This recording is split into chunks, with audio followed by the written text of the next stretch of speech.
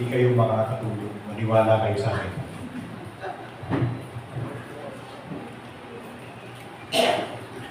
Ayusin ko muna yung hair ko ha, kasi baka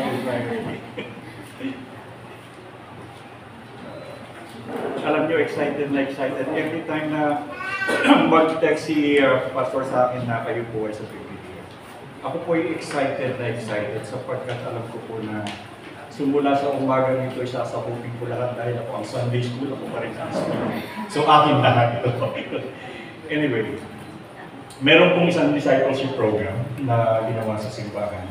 At yung pong pastor nila ay talagang nire-require ang lahat ng lalaki. Tandaan nyo ha, lahat ng mga kalalakihan ay talagang pumasok sa discipleship program sapagkat inaasahan niya na ang lahat ng mga kalalakihan sa kanyang simbahan ay magme-mensahe.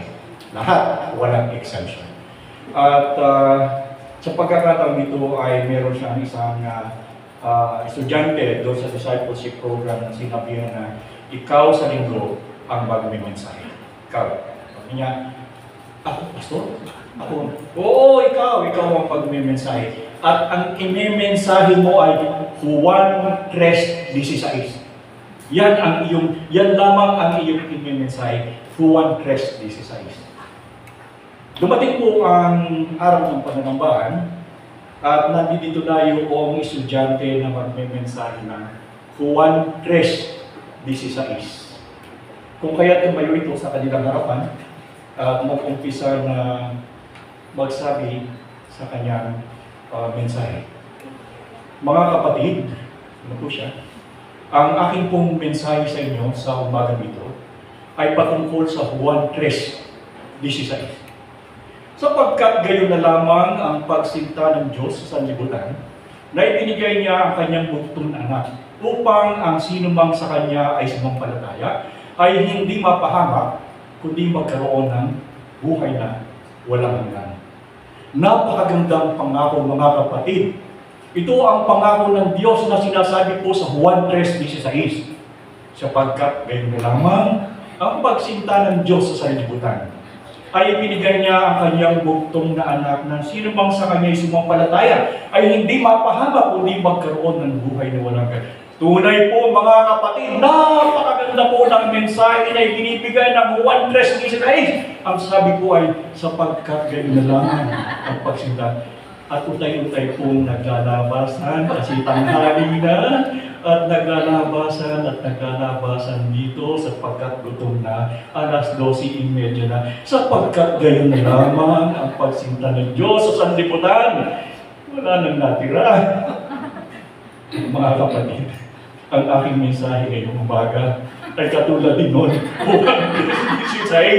Pastor, pakisara yung pinto at huwag mong bubuksan sapagkat gayon na lamang ang pagsinta ng Diyos sa sanlibutan. Anyway, hindi pa ako nagbibiro, talagang Juan 3:16. Ngayong umaga. Pero may twist. Meron tayong twist dito. Kung kayo ay pupunta doon sa inyong kasulatan, ay pumunta po tayo doon sa Juan 3. Mamaya ng 16. Mahaba-haba pa yun eh. Kasi 16 mag-umpisa muna tayo sa 1. Kaya siguradong tayo ay hanggang alauna dito. Okay, doon po sa Juan, sino po sa inyo ang gusto ko magkaroon tayo ng interaction? Kasi this is good. Doon po sa Juan 3, ano po ang inyong naaalala? Ano po itong encounter na ito? Ito po ay encounter ni Nicodemo at saka po ng ating Panginoon. Babasahin ko po ito po yung Biblia para hindi po sabihin hugot-hugot lamang tayo. Ito po yung Biblia na kung saan pinagkukunan natin ng salita ng Panginoon. Ito po yung ating agreement between God and man. Ito yung ating collective bargaining agreement with God. And dito po natin babasahin na tutunghayan ng isang pangyayari sa buhay ng Panginoon na kung saan ay nagkaroon siya ng encuentro sa isang Hudyo na tinatawag ng Pariseo. At ipapaliwanag ko sa inyo kung anong nangyari. Ang sabi dito, may isang lalaking kabilang sa mga Pariseo na ang pangalan ay Nicodemo, isang pinuno ng mga Hudyo. Isang gabi, may isang lalaki sa pangalan, siya ay pumunta kay Jesus ng gabi na At sinabi sa kanya, Rabi, nalalaman namin ikaw ay isang guro na mula sa Diyos, sapagkat walang makagagawa ng mga tanda ng iyong ginagawa, malibang kasama niya ang Diyos. Situational. Narito ang isang Pariseo, isang pinuno, lumapit sa Panginoon Jesus. Anong oras? Gabi. Lumapit siya gabi at sinabi niya sa Panginoon na ikaw ay, sabi niya, siya ay pumunta kay Jesus ng gabi na at sinabi sa kanya, Rabi, nalalaman namin. Ang sabi niya, nalalaman, hindi niya sinabing nalalaman ko, nalalaman namin. Okay? Ikaw ay isang guro. Okay? The term is ginamit niya, guro. Mula sa Diyos. Sapagkat walang makagagawa ng mga tanda na iyong ginagawa, malibang kasama niya ang Diyos. Nandito ang isang Pariseo na ibig sabihin siya po daw ay pinuno. When you say pinuno ng mga Hudyo, ito po ay pinuno ng Sanhedrin. Ito po yung kalipunan ng mga organisasyon doon sa o pamamahala ng mga Hudyo na kung saan sila yung namamahala doon sa kabuuan ng lipunan nila o kanilang community. Sanhedrin. At ang sabi dito, si Nicodemo ay isang Pariseo. Ano? Ang isang Pariseo, ito po yung mga nagtuturo ng kautusan. Sila pa yung mga dalubhasa sa kautusan doon sa Law of Moses o doon sa Torah. At nandito itong si Nicodemo, isang guro, isang Pariseo, at siya ay gabi nang pumunta sa Panginoon at ang sabi, meron siyang kasama. Marami sila, hindi lamang siya nag-iisa. At nang siya pumunta makipag-usap sa Panginoon, siya ay nakipag-usap ng gabi. Bakit gabi? Bakit gabi nung siya pumunta? Hindi araw. Alam niyo bakit? Sapagkat ayaw ni Nicodemo bilang isang Pariseo na makikipag-usap kay Jesus. Sapagkat si Jesus ay ibinibilang na kalaban ng mga Pariseo at Saduseo sapagkat ang kanyang katuruan ay kakaiba sa katuruan nila. At nakakahiya sa isang Pariseo na kung saan ay pinuno ng mga Hudyo sa kanilang lipunan, sa Sanhedrin, na bigla kang lalapit dito sa kalaban nila at tapos ikaw ay magtatanong. Sapagkat meron siyang intriga na sinasabi niyang bakit kakaiba ang itinuturo mo, bagamat ako'y isang Pariseo, isang mahusay, tagapagturo ng kautusan, subalit hindi ko alam ang iyong itinuturo. At sa aking paningin, ang iyong itinuturo ay tama. Very peculiar sa isang tao na nangahawak sa kautusan at ito ngayon ay lalapit sa isang tao na kung saan ay nagtuturo ng panibagong katuruan taliwas sa kanilang itinuturo. At hindi lang yun. Noong siya lumapit kay Nicodemo, ang address niya o ang kanyang tawag ay guro. Ang tawag niya ay Rabi o Rabbi. Ibig sabihin ito ay mas mataas kaysa sa kanya. Sapagkat ang mga rabbi o ito yung mga, sila yung hanggang sa Israel, ito yung mga parang pinaka-elders. Ito yung mga pinuno, ito yung talagang mga dalubhasa na kung saan nakapagpapayo ng tama patungkol sa kautusan. At ang lumapit si Nicodemo, hindi niya in-address ng Jesus Christ o ordinary lamang, ang tawag niya ay guro. Mataas ang kanyang ibinigay na antas sa Panginoong Jesus. Nalalaman niyo ba kung sino pa yung isang Pariseo na ganito na nagsasabi ng guro? Si Apostol Pablo. Si Apostol Pablo ay katulad ni Nicodemo na isang Pariseo na siya ay nag-aral sa kanyang guro. At sino ang guro ni Apostol Pablo? Nung siya si Saul pa. Ang kanyang guro ay si Gamaliel. Na si Gamaliel ay isang guro, isang rabi, na kung saan ay mataas ang antas at dito siya nag-aral, itong si Apostol Pablo. At natin dito si Nicodemo, sa pagkakataon ito, ini-address niya ang Panginoon na guro. Ibig sabihin, katulad ni Apostol Pablo, na siya ay estudyante ni Gamaliel, ito naman ay pinalalabas niya na siya ay isang estudyante. Kung halimbawa, sabihin natin, sapagkat tinawag mong guro, lumalabas na ikaw ay nasa ilalim ng kanyang nasasaklawan bilang isang manangaral. Akala nyo ganun lang yung pagyayari doon sa kwento ng Nicodemo? Hindi. Sapagkat napakalaki nitong usapin na ito.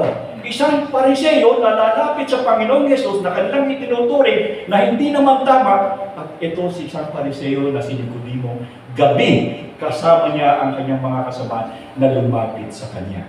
At hindi lamang yun, ni-recognize o inalam ni Nicodemo kung ano ang kakayahan ng ating Panginoon. Sapagkat sinabi niya, walang makagagawa ng mga bagay na ginagawa mo maliban na lamang na ang Diyos ay sumasa kanya. Ibig sabihin, Through the course of time na nagtuturo ang Panginoon, si Nicodemo ay nagbabantay. Inaalam, iniintindi ko ano ang ginagawa ng ating Panginoon. Sa halip na siya ay maging kalaban, or sabihin natin na katunggali, na katulad ng ibang Pariseo at Saduceo, na sa katunayan yung ibang Pariseo at Saduceo, sila ang nagpapako sa Panginoong Hesus, hindi ba? Subalit hindi ang isang ito. Si Nicodemo bilang isang Pariseo ay malamang siguro siya kinasihan din ng Diyos. Hindi natin masabi sapagkat hindi naman sinabi. Subalit ang kanyang naging kaisipan patungo sa Panginoong Hesus ay kakaiba. Ang naging kaisipan niya sa Panginoong Hesus ay nakita niya kung ano ang abilidad o ano ang kapangyarihang meron to sapagkat siya ay kakaiba sa lahat. At itong magandang sagot ng Panginoon sa kanya. Kakaiba yung sagot ng Panginoon, ano? Ang sabi ng Panginoon sa kanya, sumagot sa kanya si Jesus, katotohanang sinasabi ko sa iyo, maliban ang isang tao'y ipanganak na muli, ay hindi niya makikita ang kaharian ng Diyos. Malayo ang sagot. Ang tanong o ang sinasabi ni Nicodemo ay patungkol sa kanyang kakayahan na kung saan ay kakaiba ka sa lahat sapagkat ang ginagawa mo ay ginagawa mo dahilan sa ikaw ay kinasisihan ng Diyos. Subalit ang sagot ng Panginoon sa kanya ay iba. Maliban na lamang na ang isang tao ay ipanganak na muli ay hindi siya makakakita ng kaharian ng Diyos. Parang parang of course, di ba? Layo. At ang sabi dito, sinabi sa kanya ni Nicodemus. So nag-reply, nagkaroon sila ng usapan. At ito ang sinabi ni Nicodemo. Papaano may papanganak ang isang tao kung siya ay matanda na, makapapasok ba siyang muli sa tiyan ng kanyang ina at ipanganak? Mga nanay, delikado ito. Biruin mo ang isip ni Nicodemo ay papasok muli doon sa tiyan ng nanay para ipanganak muli. Mga nanay, anong mangyayari sa inyo kapag papasok muli yung tao para ipanganak niyo muli? Naku, ay mahirap yun. Huwag na natin isipin, huwag nyo na pangarapin. Kundi ang sabi ni Nicodemo ay nagtaka siya, bakit sabi mo ipanganak na muli? Paano na ipapanganak na muli? Ang laki-laki ko na, matanda na ako. Papasok ba uli ako sa tiyan ng nanay ko para ako ipanganak na muli? Imagine nyo na lang kung yun ay mangyayari. At naku, napakahirap isipin. Sa talatang 5, sumagot si Jesus, katotohanan sinasabi ko sa iyo, malibang ang isang tao ay ipanganak ng tubig at ng Espiritu, hindi siya makapapasok sa kaharian ng Diyos. In other words, itong dalawang taong ito ay nag-uusap ng hindi nagkakaintindihan. Yung isa ay nag-iisip sa punto ng pisikal, samantalang ang Panginoon naman ay nag-uusap sa puntong espiritual. So, hindi magtalaman. Hindi maintindihan ni Nicodemo ang sinasabi ng Panginoon. So, ang Panginoon ay kinakailangan gumawa ng isang paraan para sila mag-connect. Kasi hindi sila magkaintindihan. Okay. Ang ipinanganak ng laman ay laman at ang ipinanganak ng Espiritu ay Espiritu. Therefore, Jesus Christ was saying then that ang birth natin dito ay hindi physical, kundi spiritual birth. Jesus Christ was talking about spiritual birth, pero hindi ito maintindihan. Ni Nicodemo, palibasa nga siya isang Pariseo. Nasanay sila na ang lahat ng bagay pinag-uusapan sa kautusan ay physical na bagay. It would be very hard for him to understand ang spiritual matter. So, ang sabi dito, huwag kang magtaka, aking sinasabi sa iyo, kailangan kayo'y ipanganak ng muli. Kapag sa kasulatan, ang bagay o ang salita ay inuulit, ito ay binibigyan ng diin. Wrong emphasis on the wrong syllables. Diba kung minsan may emphasis. Wrong emphasis on the wrong syllables. So, sabi dito, pag inuulit ay binibigyan itong ng diin. At ilang beses sinabi ng Panginoon na kinakailangan kang ipanganak ng muli, and it is a must according to the Lord. Ang question dito sa atin, I would like to make a side track. Kayo ba ay nakaranas na nakapanganak ng muli? Sapagkat ang sabi ng Panginoon, kung hindi ka ipinanganak ng muli, hindi ka makakakita ng kaharian ng Diyos. It is imperative. Not imperative. It is a must. na ang tao sa kanyang pisikal na katatayuan ay magkaroon ng ikalawang kapanganakan, hindi lamang kapanganakan sa laman, kundi kapanganakan sa kanyang espiritu. Natatandaan nyo yung isang klasiko dito na kung saan ay hiningahan ng Diyos, pagkatapos hiningahan ay nagkaroon siya ng buhay. So different yung klase ng hinangahan ng Diyos, yung Ruach HaKodesh na siyang nagbigay ng buhay, na kung saan ang espiritu ng Diyos at ang espiritu ay nagdapat para ikaw ay magkaroon ng buhay. Ang nangyari dito, dahil sa kasalanan ay nasuppress yung iyong espiritu, kaya kinakailangan na muli kapanganakan muli. This is the very reason why Jesus Christ was saying this. You must be born again. Now, paalala. Saan ka nagsisimbahan? Saan ka nagsisimba? Doon ako sa born again. Ano ka? Born again. Ang born again ay experience, hindi ito pangalan ng lugar. Anong simbahan mo? Born again. Napansin niyo, alam mo sa Pilipinas kasi parang pandesal yan, uso-uso yan. Nauso yung born again, lahat born again na. Ginagamit sa maling kaparaanan. When you say born again, it is an experience, it is not a name of any organization or any situation. Kapanganakan muli, being born again is being born not on the flesh, but being born in the spirit. Unless your spirit is born again, it can never enter the kingdom of God. Yun ang sabi ng Panginoon sa kasulatan. Hindi tayo nag-i-invento. Yun ang sabi dito. Ang sabi ng Panginoon, humihilip ang hangin kung saan nito ibig at naririnig mo ang ugong nito, ngunit hindi mo nalalaman kung saan ito nanggagaling at kung saan tutungo. Ganoon ang bawat ipinanganganak ng Espiritu. Sumagot si Nicodemo sa kanya, paano mangyayari ang mga bagay nito? Sumagot si Jesus sa kanya, ikaw ay isang guro ng Israel at hindi mo nauunawaan ang mga bagay na ito. Katotohanan, sinasabi ko sa iyo, kami ay nagsasalita tungkol sa mga nalalaman namin at nagpapatutuo na nakikita namin, subalit hindi ninyo tinatanggap ang aming patutuo. When Jesus Christ was saying, hindi ninyo tinatanggap ang aming patutuo, He was talking about the Pharisee as a whole.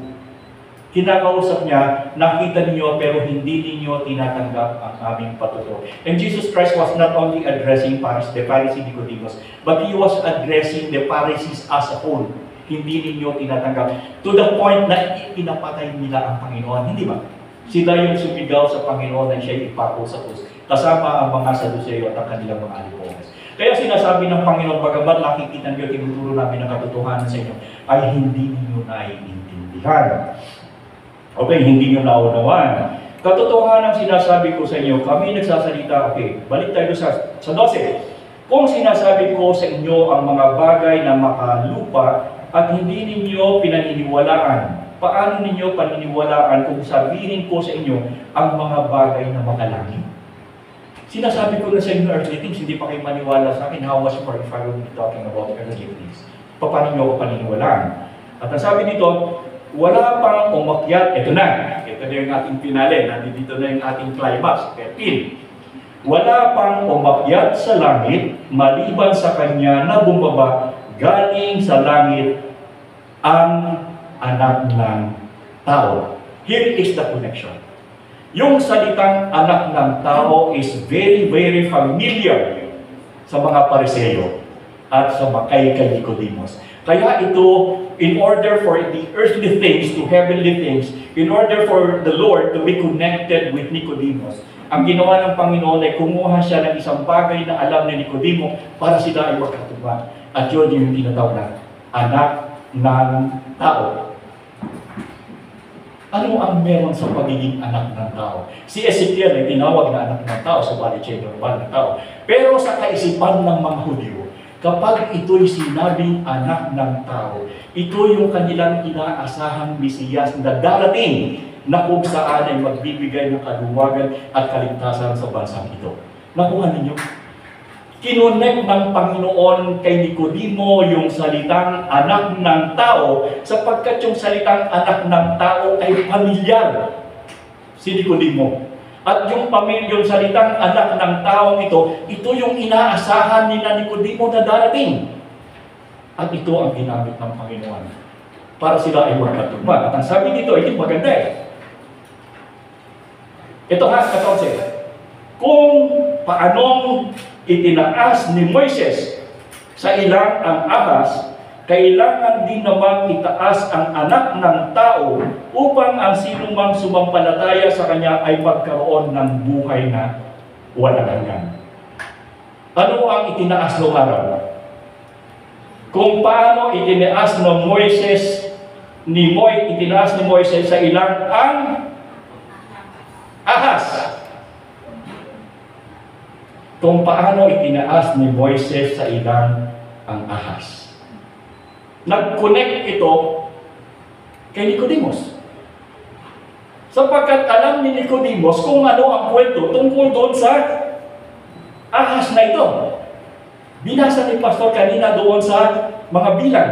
Ano? At ang sabi doon ay yung daw mga Israelita, nung inilabas ni Moises mula doon sa Egypto, nung sila'y naglalakad sa ilang na kung saan sila'y inabot ng 40 taon, ay nagsimulang magreklamo. Ano ba naman itong pagkain pinakadala dito sa atin? Walang kwenta! Diba, sawang-sawa na kami sa pagkain ito. Alam mo yung pagkain na yun, pinapadala sa atin tuwing umaga? Mana. Alam niyo yung mana? Hindi yung inheritance. Yung manang ito ay sinasabi ito ay pagkain na bumula sa langit na kung saan tuwing umaga ay inilalaglag ng Panginoon at ito ay pinupulot ng mga Israelita upang ito'y kanilang kainin. At ang manang ito, kapag nasikatan na ng araw ay natutunaw, nawawala na. At ang manang ito ay kulay puti at matamis. At ito ay masagana sa sustansya na ibinibigay ng Diyos sa kanila. At pagkatapos ito ay kanilang pupulutin, pagkatapos pulutin, dalawang klase ito, kung minsan ito ay parang snowflakes at kung minsan ito ay parang binli o parang butil. At pag ito ay kanilang itinabi sa kanilang bahay, ito ay tumitigas at nagiging tinapay. Masustansyang pagkain na ibinigay ng Diyos sa mga Israelita, nagreklamo pa. Nakakasawa na.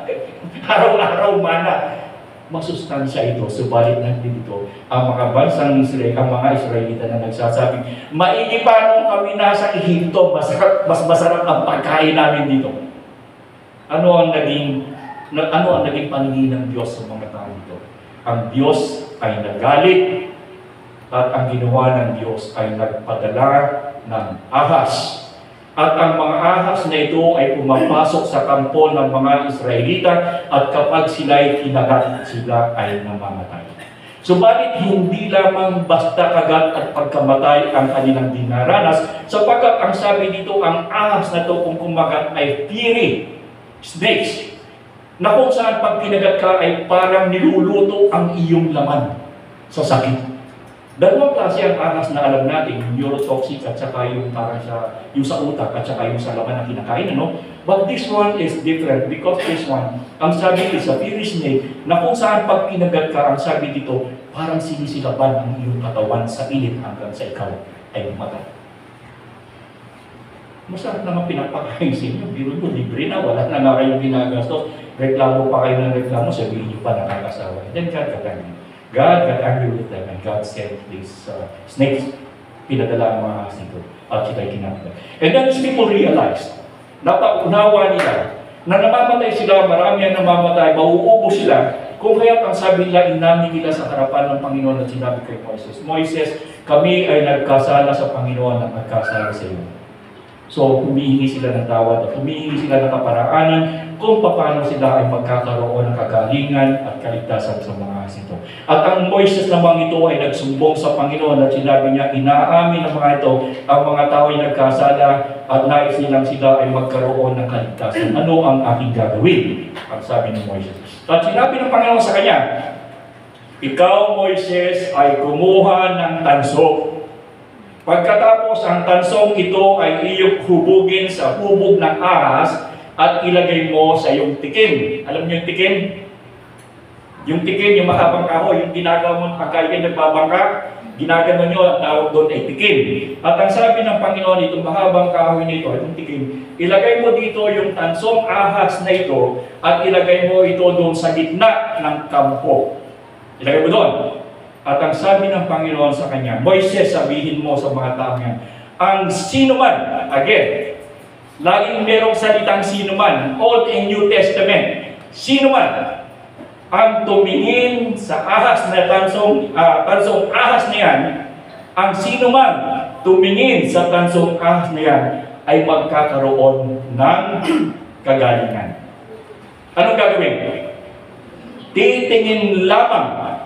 Again, ang gagawin ng mga Israelita ay titingin lamang. At kapag sila'y tumingin doon sa tansong ahas na nakalagay sa tikim, sila ay gagaling. Wala silang gagawin kahit ano maliban sa pagtingin. Sapagkat ang pagtingin sa ahas na ito, ang sabi ng Panginoon, sumunod lamang kayo sa aking sinasabi at magkakaroon kayo ng kagalingan. Sino dito ang medical representative? O sino sa inyo dito ang nagpapagamot sa doktor at tingnan ninyo ang inyong prescription paper? Ano ang nakalagay? Kalimitan doon sa inyong prescription ay merong nakalagay na ahas, di ba? Na nakalagay sa tikim. Minsan na mercury, pero mercury iba, meron si mercury, may pakpak dito. Pero ang simbolo ng medisina ay palaging yung ahas na nakalagay na ganito. Yun ay nanggaling pa sa lumang tipan na ang ibig sabihin ay tansong ahas na inilagay sa tikim, na inilagay sa gitna ng kampo ng mga Israelita, na kung ang sino mang tumingin doon ay gagaling mula sa pagkakagat ng ahas na kung saan yung tinatawag na fear snake. Walang gagawin iba, titingin lamang. At kapag ikaw ay tumingin, ikaw ay gagaling. Now, bakit tanso at bakit ahas? Ang tanso sa lumang tipan ay ginagamit nila bilang simbolo ng paglilinis. Ang tanso, kung kaya ang Panginoon doon sa habang sila naglalakbay ng paggawa ng pinakalababo na hugasan, at ang hugasan ito ay yari sa tanso. Sapagkat ang tanso ay nagsisimbolo ng paglilinis, nagsisimbolo ng kalinisan sa lumang tipan. At ang ginawa dito ay tansong ahas, sapagkat ang ahas ay nagsisimbolo ng kasalanan. Kung kaya ang ibig sabihin nito, kapag ikaw ay tumingin sa tansong ahas na ito ay kasalanang nilinis. At sinong gumawa niya? Yung kasalanang nilinis, ibig sabihin, inilagay lahat dito sa tansong ito, ang kasalanan ng mga Israelita, at doon hinatulan. At pag tumingin ka doon sa hinatulang ahas na yon, ikaw ay gagaling. Again, remember, ang pinag-uusapan natin dito ay si Nicodemos at saka ang Panginoon Jesus. Hindi sila magkaintindihan sapagkat ang Panginoon ay tumutukoy sa spiritual na bagay. Hindi naman maintindihan ni Nicodemos sapagkat siya naman ay isang Pariseo. Kung kaya ang Panginoon ay gumawa ng paraan, ikukonect kita, Nicodemos, sa bagay na alam mo at naranasan ng iyong mga lipi at ng iyong mga ninuno. Yun ay ang nangyari sa ilang. Naintindihan ni Nicodemos sapagkat yun ay isang pangyayari na katotohanan sa lipi niya, sa kanyang pinanggalingan, sa mga ninuno niya. Na yung kanyang mga ninunong ito ay nakaranas ng pagkakagat ng ahas, at nung sila'y tumingin doon sa ahas na tanso, sila'y gumaling. Alam ni Nicodemos yun. At ang sabi naman ng Panginoong Jesus, yung anak ng tao, yung Mesiyas na dadating, ay katulad ng nangyari sa ilang, na siya ay ilalagay din doon sa katulad ng tikim, at doon siya titingnan, at ang sino mang tumingin doon ay magkakaroon ng kaligtasan. Kailan nangyari ito? Noong ang Panginoong Jesus ay ipako sa krus. So kita niyo yung parallelism between the Old Testament and the New Testament. Ngayon yun ang bato na isip. Alam niyo kasunod dito? Ha? Ito'y talatang 3, ito'y talatang 14 at 15. Ano sumunod na talata? 16. So alam niyo na yung 16. Alam mo mga kapatid, sapagkat gayon na lamang ang pagsinta ng Diyos sa sanlibutan na ibinigay niya ang kanyang bugtong na anak, na ang sino mang sa kanya ay sumampalataya ay hindi mapahamak, kundi magkaroon ng buhay na walang hanggan. Ito ay sumunod doon sa talatang 14 at 15, mga kapatid, ito yung talatang 16 ng Juan. Sapagkat kayo na naman. So nakita niyo, yung John 3:16 is not a remote. It has a very, very good story. Nakita niyo yung story ng 16? Palagi na lang sinasabing naririnig natin, what does this say? What does this say? It is more than John 3:16. More than John 3:16. Sapagkat ipinaliwanag dito ng Panginoon na in order for him to be connected with this Pharisee who could not understand spiritual things, he connected him with the physical things that happened in the history of their forefathers. Doon sa ilan. And Nicodemus understood. He understood. Kayo ba naintindihan niyo? Naintindihan niyo? Ang tawag mo, pulok. Kaya titignan ko muna, meron pa ako isang gustong sabihin dito. Okay. Nahanap ko yun. Ano ang nangyari ngayon kay Nicodemus?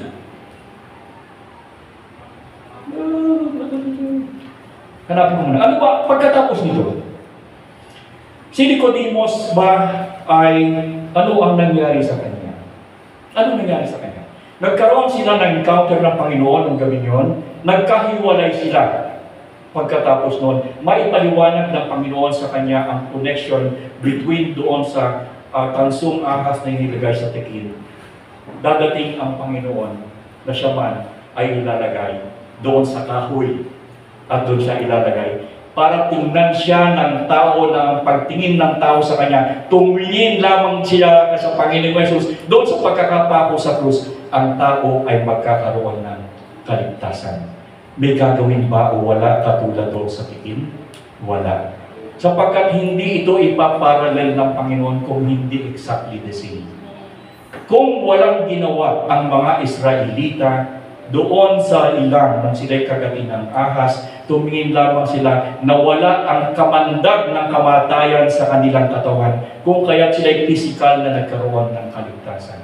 Just the same, nung ang Panginoon ay namatay doon sa krus at tinubos niya ang kasalanan ng tao, kapag ang isang tao ay tumingin sa pangyayaring ito at tinanggap, mawawala sa kanya ang lason ng kamatayan. At dahil sa wala na sa kanya ang lason ng kamatayan, tinanggal ng Panginoong Jesus, ito ang magbibigay sa kanya ng kaligtasan. Dahilan sa ating pananampalataya sa Panginoon, sa Juan 3:16, sapagkat ganyan lamang ang pagsinta ng Diyos sa sanlibutan, na ang sino mang sumampalataya sa Kanya ay hindi mapahamak, hindi magkaroon ng buhay na walang hanggan. Ang gandang pangako, mga kapatid, sa Juan 3:16. Gandang pangako. At dahilan dito, ang tanong, si Nicodemus ba ay nanampalataya sa Panginoon? Gusto ko kayo ang bumasa para huwag sabihin hugot-hugot sa akin. Doon sa Juan 7:50 hanggang 52. Pakibasa ko.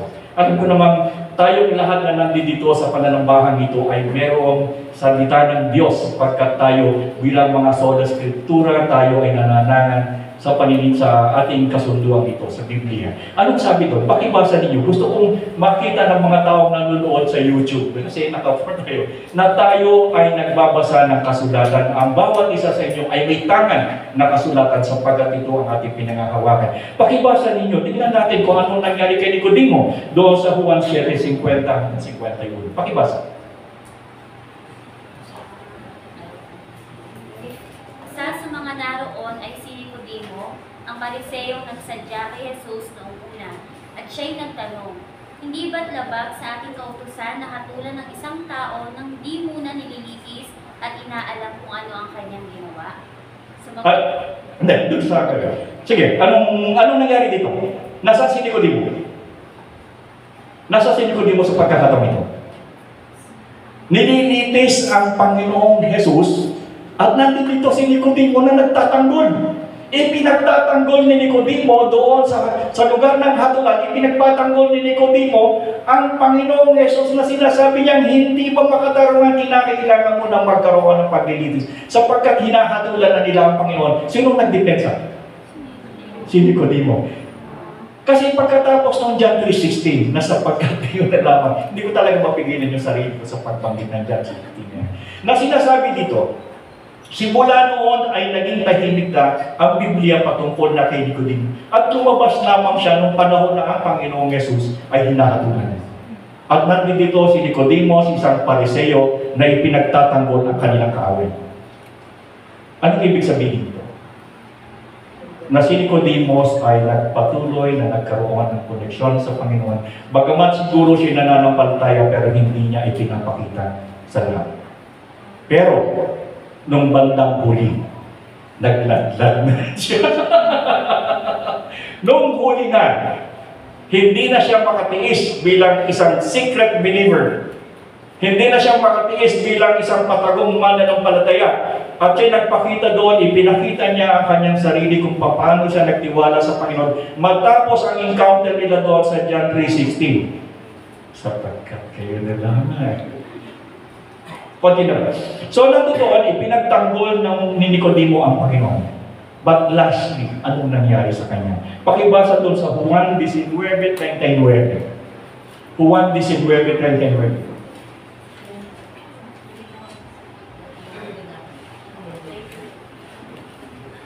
Pakibasa niyo yun.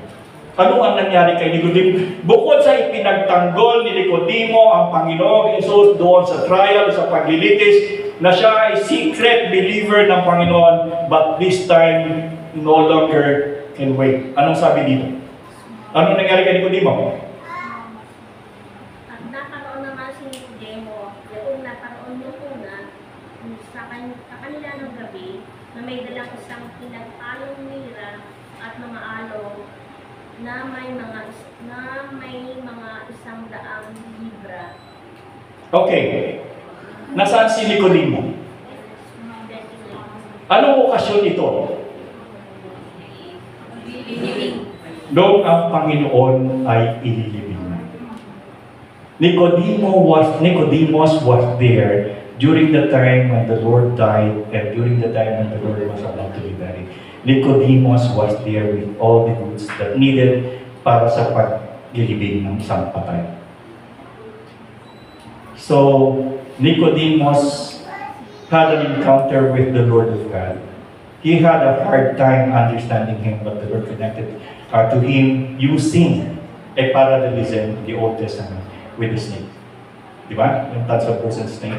At pagkatapos nito, wala nang sinabi dito unless nakita natin when the Lord Jesus Christ was suffering on the accusations ng mga tao doon, then there Nicodemus was, and he was defending the Lord. And then the next thing happened when mamatay na ang Panginoon at nung siya ililibing, Nicodemus was there. Wala pong secret agent na Christian.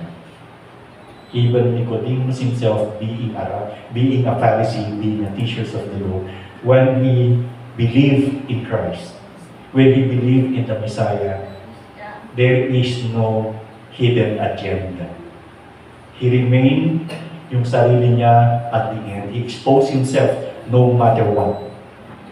Kahit ano ang mangyari, hindi na siya natatakot. And this is the effect na wala na ang lason ng kasalanan sa kanyang katawan, sapagkat ito ay tinanggal na ng Panginoon katulad ng nangyari sa iyo. Because Nicodemus trusted God and he gets it. Sapagkat ganyan lang ang pagsinta ng Diyos sa sanlibutan, ibinigay niya ang kanyang bugtong na anak upang ang sinumang sumampalataya ay hindi mapahamak, hindi magkaroon ng buhay na walang hanggan. Maraming salamat.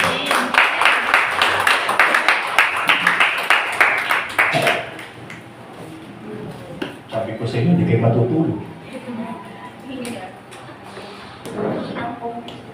Bilang tugon